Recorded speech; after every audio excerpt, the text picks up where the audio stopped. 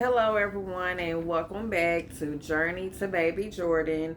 So today's video is going to be on it's going to be a 5 month postpartum update of everything that's been going on.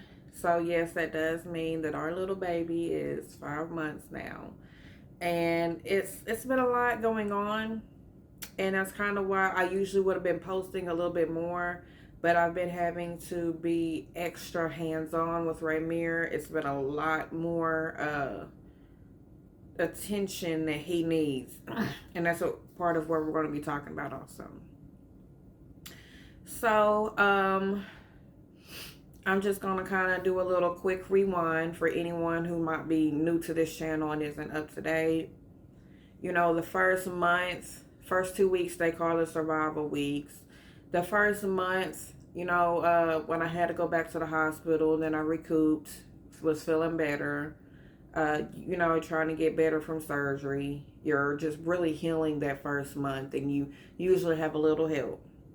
So the second month was me and him trying to basically uh, get with him. He's trying to, learn how everything is out here. And I'm trying to learn more about him and what he needs and everything.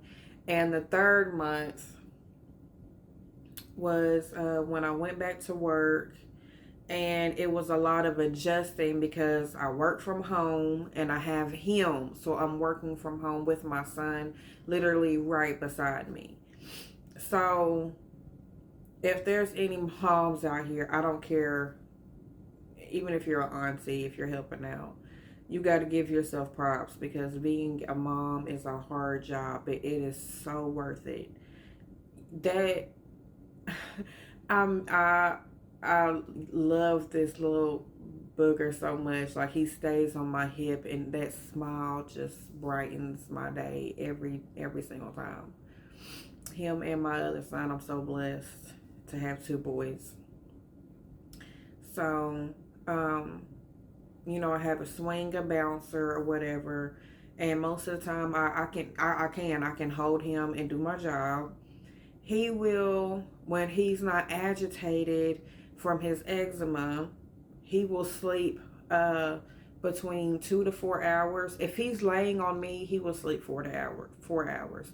If I put him down, he'll sleep 2 hours. Sometimes if sometimes in between 2 to 3 in his swing.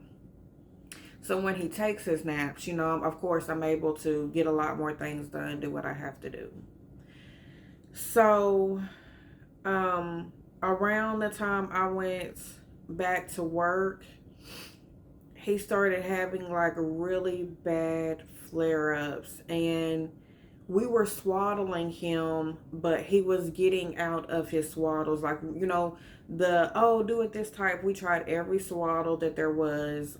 We ended up buying him one, but his flare-ups was so bad, he was rubbing his face on us, or he would rub his face on the swaddle we bought. Yeah, he couldn't do this, but he could lift his hands up here and still do this. And so he was just rubbing the crap out of his cheeks. And so we end up having to swaddle him and put him inside of there. Well, anybody who has a child that has eczema, you know that heat makes it flare up even more.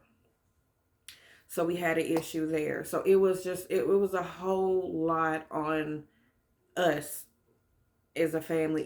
Any parent who has a child with eczema, you'll hear a lot of people talk about the family because it takes a toll on the family. Anybody to see your baby go through that, and you're doing everything you can, and it makes you feel like you're not doing enough, and you're doing everything you can. So now, like I told you, we went through different swaddles, and each time he's still getting out rubbing. It got to the point to where Raymir was rubbing his hair off of his scalp. He was giving himself burns on his face. When I say we would during the day hold him and keep, everything. But anytime he would wake up from a nap, like I said, with that swaddle, he would try to he would get out of Swaddle even inside, and he would lift it up here and he would still rub. We was constantly even having to check on him during his naps. And um you guys know we had already took him to the doctor and got him some cream for his itch and his flare-ups, and which it helps. Anybody who, like I said, if you know, you know, for about 20 or 30 minutes, and then they go to itching again when it's severe.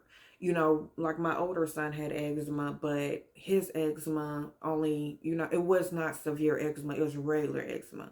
Rainier had straight flare ups. I cannot think of what it's called, but his is like straight flare ups. So, um, it went from that right there. And at this time, my husband's hours are kind of going back and forth, with him being a truck driver. So it went from having a little extra help to getting up with him, working with him, getting off, feeding, cooking, bathing, all this by myself. Um, you guys know I'll tell you guys the truth. There's no need of sugarcoating it, because we are all human. We all go through things. We don't give ourselves enough credit for what we do, and around this time your hormones are still not back on track and you're trying to hold a lot of things together. But honestly, it does not take much to make you cry. Even though you are strong, you're still very fragile. So that was pretty much month 3, was trying to survive again. That's what it felt like.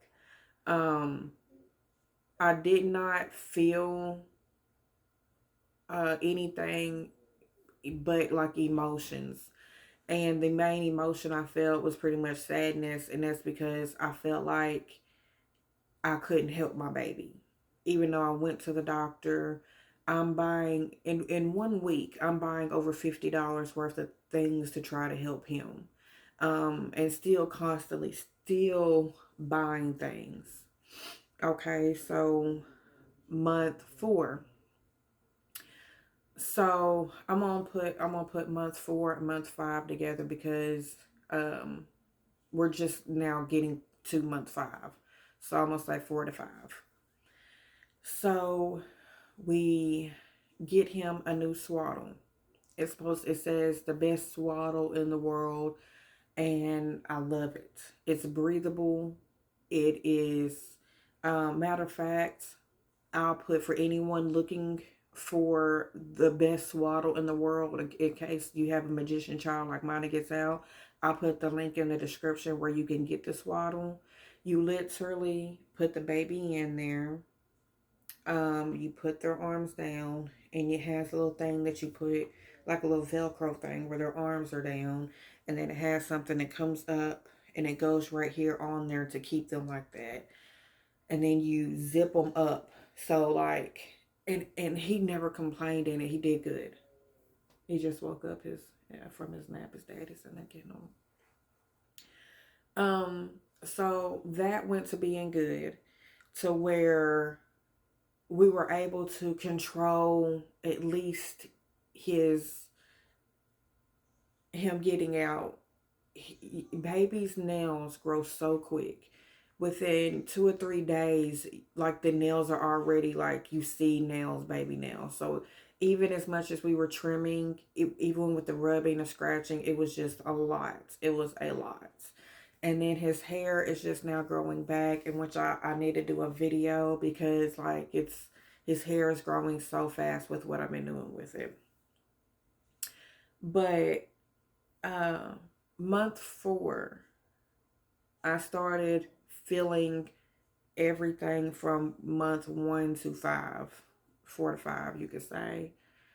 I have, because my how our hours are, my husband will have him maybe about 2 hours when he comes home. So you can imagine what it's like on a mom like me working with a child, and I have him 22 out of 24 hours of a day. And I'm getting up with him in the middle of the night. So I'm only getting maybe between 3 to 5 hours of sleep a night. That started to take a toll on me to the point to where I started had to let my husband know, like, okay, I'm feeling like I'm, not like I'm gonna pass out, but woozy. When you're standing there and then all of a sudden it feels like you're going side to side, but you're standing. I started feeling that. I started feeling agitated. Um, if I mentioned the word sleep, it's like I would just break down crying because I was mentally and physically and emotionally exhausted by this point. And I'm one of these.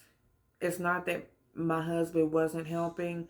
I'll tell him I got it instead of being like, hey, I need you to do this or that. He always tells me, just tell me what you need me to do. And I'll be like, you need your sleep, you need this, you need that. And so I'll go without because I put myself in that situation. I don't want anybody to see this video and be like, dang, why would he helping out?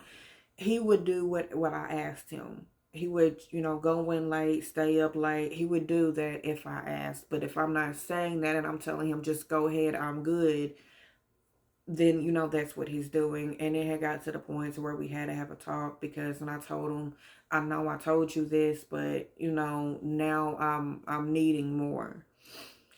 And so I'm able to get more sleep. He has him a little bit more. Make sure that I get a couple hours of sleep before I go to bed so that, no matter what goes on with him, that I'm at least getting 2 hours of sleep of rest. So if I get 3 or 4 here, I can add that with my two, and it's definitely more than what I was getting. Because I've said this before in my other videos, and I will say it again just from a mother. This is my opinion, my perspective on postpartum and what females go through. I believe 50% of it is getting no sleep. When you hear a lot of females saying that they went through it and they're feeling it, now don't get me wrong, the other 50% I feel like it's just life. Anything can happen in your life. You can lose someone, your job, anything in this world can happen. And nothing is going to stop just because you're pregnant or you had a baby or you're going through something. So I would definitely like to say that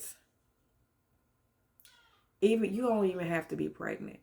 But if you are feeling overwhelmed, don't let it get to that point. You know, there's a lot of things that you can do, whether it's sitting in a tub, with some candles, listening to some Cat Williams, some comedy, taking a Benadryl, getting extra sleep, letting your mind shut down. Because as females, we all know that's why we don't get a lot of sleep, because our mind is just steadily going, thinking about what we should have done, what we need to do tomorrow, and what the kids need. Um, that's the one thing I've had to do is learn to be easy on myself, because anything can happen. And the one thing I refuse to do is be upset with my child. And that's why I've learned to go slow and take my time, because I know unless my child is hurt, I don't have to rush and run. And what I mean by that, a lot, especially new moms, the baby wakes up, he's screaming and crying. He's just hungry. He, needs his diaper changed. You got to take time to warm the bottle up.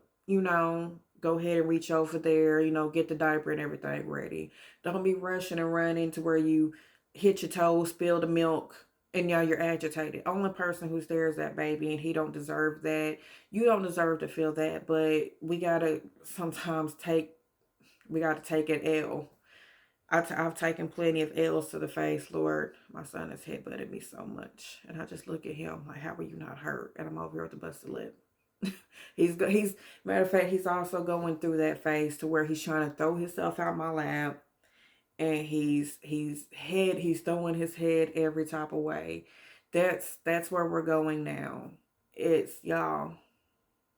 I got a couple of videos I got to put out, but I definitely wanted to do an update.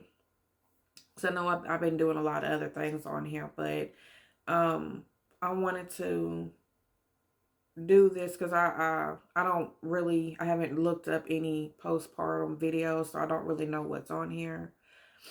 Um, but the one thing I do know is I see a lot of videos on YouTube where a lot of females try to make it look really nice, where you just wake up, you know, and the camera just ain't magically there and your baby's here and everything's good and he's not screaming and crying for a bottle.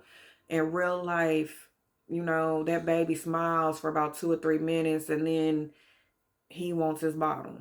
Like my son is like the bottle is probably, my husband's probably warming up the bottle at the refrigerator now. One of the breast milk bottles. Um, this video is a little bit longer than what I wanted it to be, but I um I wanted to make sure that I gave you guys the honest truth and give you a good update and try not to forget anything. And I think I did. I think I tell you like your TI is. All right. So I'm finna go check on my baby boy. He might need some moisturizer, some cream. So once again, if you guys have any questions, I'd be happy to answer them in the comment section. And until the next video, you guys have a wonderful, blessed day. Bye.